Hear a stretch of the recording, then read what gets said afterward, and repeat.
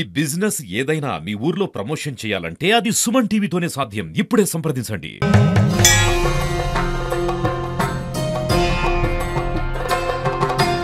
అనేక సందేహాలలో ముఖ్యమైన సందేహం వివాహ వ్యవస్థల్లో వధూవరులకు వయసు ప్రమాణం ఎంత తేడాతో ఉండాలి. అయితే ప్రకృతి సిద్ధంగా పురుషుని కంటే స్త్రీ యొక్క మేధ ఒక 50% వరకు ముందుగా ఆలోచిస్తుంది.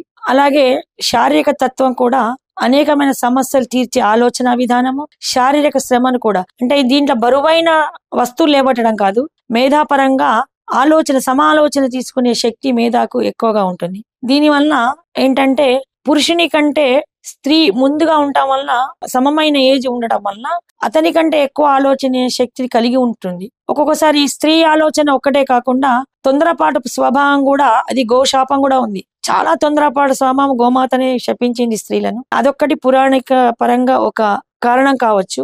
మళ్ళీ ఏంటంటే ఆలోచన విధానం పురుషుని కంటే వేగంగా పనిచేయడం, వేగంగా ఆలోచించడం స్త్రీ తత్వం. అందువలన వయసు ఉన్న వారిలో ఈ ప్రాబ్లం ఎక్కువ వచ్చి భార్యాభర్తల మధ్య గొడవలు, దాంపత్య విచ్ఛిన్నాలకు కారణమవుతుంది. ఇంకొకటి తనకేంటంటే అహం కూడా తొందరగా వస్తుంది స్త్రీకి. పురుషుని కంటే ఒకటి ఎక్కువ నేను చెప్పానంటే, ఎంత దేశ ప్రధాని గాని, ఒక కాలేజీ ప్రొఫెసర్ గాని, ఒక వైస్ ఛాన్సలర్ గాని అతని భార్య ముందు అతను ఏం తెలియని వాళ్ళగానే ఉండాల్సి వస్తుంది. ఎందుకంటే వంటింటి విషయాలు, అయ్యో ఈ మాత్రం మీకు తెలియదా అండి, ఇంకా గొప్పగా చెప్పుకుంటుంది, ఒక హాస్యప్రదంగా చెప్పుకుంటుంది, మా వారికి జాడిచ్చే మూత కూడా తివ్వడం రాదండి అని. మనం అంటే ఇందులోనే పుట్టి పెరిగాము, చిన్నప్పటి నుంచి నేర్చుకుంటారు స్త్రీలు. అదొక గొప్పగా రాణితనాన్ని కూడా ఒక ప్రేమగా గొప్పగా చెప్పుకుంటుంది. అతనికి ఒక హాస్యంగా, ఒక బాలగా, ఒక పిల్లగా చూసి నవ్వుకుంటాడు. ఇక్కడ భర్త స్థానం ఏం చిన్నది కాదు. ఇక్కడ ఒక తండ్రిగా, ముందుగా భర్త ఒక స్నేహితుడిగా, ఒక తండ్రిగా కూడా ఉంటాడు. అందుకని భరించేవాడు, మన ఆలనా పాలన చూసేవాడు. కాబట్టి మనకు వయసులో పెద్దవాడిగా ఉండాలి. ఇక ఇంకొకటి, వివాహం కాగానే మూడు పడంగానే ముందుగా చేసేది వధువు భర్త కాళ్ళకి నమస్కరించడం. దానివల్ల ఏంటంటే మనకన్నా వయసు పెద్దవారికి నమస్కరిస్తే ఆయువు, ఆరోగ్యం సిద్ధిస్తాయి. ఈ మధ్య కాలంలో ఇష్టం ఏర్పడితే వధువు కన్నా చిన్నవారిని ఇష్టపడి పెళ్లి చేసుకునే సంఘటనలు కూడా అక్కడక్కడ జరుగుతున్నాయి. ఇంకా ఏమిటంటే రామాయణం ఒకటి ఉదాహరణ తెచ్చుకుంటాడు, రాముడి కంటే సీత పెద్దదని. కానే కాదు, సీతవి గత జన్మలు, అవి తాత్కాలికమైన జన్మలెత్తి రాముడు పుట్టాకనే సీత నాగుచాటిలో దొరికింది. కానీ అందరు ఈ ఉదాహరణ చెప్తారు, అది ఎటువంటి పరిస్థితుల్లో నిజం కాదు. రాముడి కంటే 6 సంవత్సరాలు సీతాదేవి చిన్నది. ఈ విషయం బాగా గుర్తుంచుకోవాలి. 6 సంవత్సరాల ప్రాయము, ఇది 6 సంవత్సరాల ఎందుకు నియమం అంటే, పితృదేవతా కాలం ప్రయాణించడానికి 6 సంవత్సరాలు. దంపతుల మధ్యలో 6 సంవత్సరాల ప్రాయం ఉన్నప్పుడు పితృదేవతలు ఆ 6 సంవత్సరాల సంఖ్యకే కట్టుబడి ఉంటారు. ఈ 6 సంవత్సరాల ప్రాయం వల్ల పటిష్టమైన దాంపత్య జీవితము, అంటే అన్యోన్యత బాగా ఏర్పడుతుంది. మరీ చిన్న పిల్ల అంటే ఆ వరుడికి చిన్నమ్మాయితో నాకు వివాహం ఏంటి అని ఇంకొక చిన్న భావన ఉంటుంది.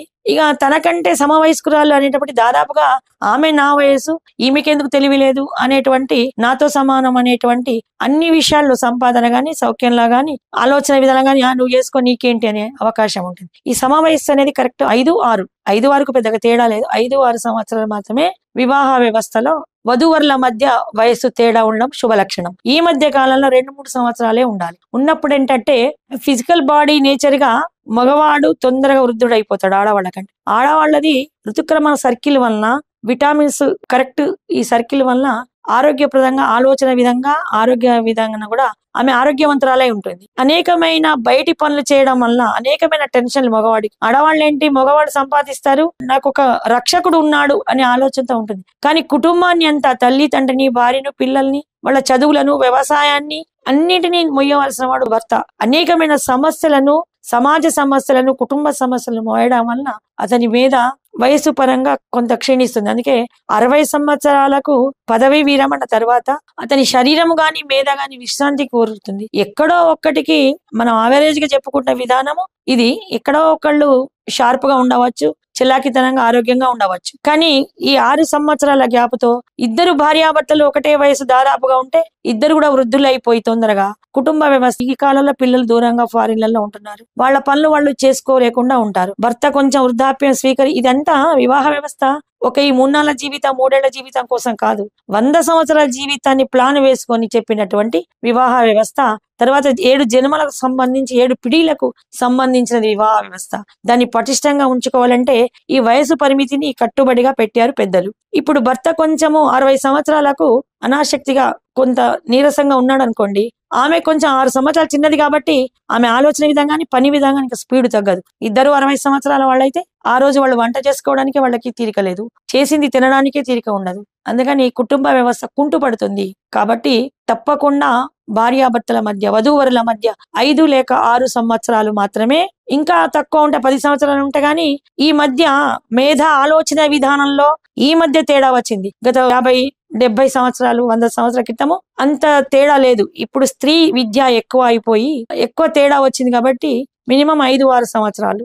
ఇప్పటికి విచ్ఛిన్నాలు, వివాహ వ్యవస్థ ఇంకా దాని గురించి మనం గొప్పగా చెప్పుకుందాం తర్వాత. వివాహ వ్యవస్థ విచ్ఛిన్నం కావడానికి నేటి కాలంలో ప్రథమ కారణం ముందుగా వయస్సు, వయోపరిమితి. సరి సమానం ఏజ్ చేయడం వల్ల, 1-2 నెలల ఏజ్ తేడాతో చేయడం వల్ల, ఒక్కొక్క సందర్భంలో వరుని కంటే వధువు పెద్దదిగా ఉండి చేయడం వల్ల వాళ్లకు విపరీతమైన భావాలు వచ్చి నీకంటే నేనే ఎక్కువ అనే మొండితనం వచ్చి వివాహ వ్యవస్థ విచ్ఛిన్నం కావడానికి కూడా వయోపరిమితి కొంత కారణమవుతున్నది అని చెప్పదలుచుకున్నాను. జై శ్రీరామ్.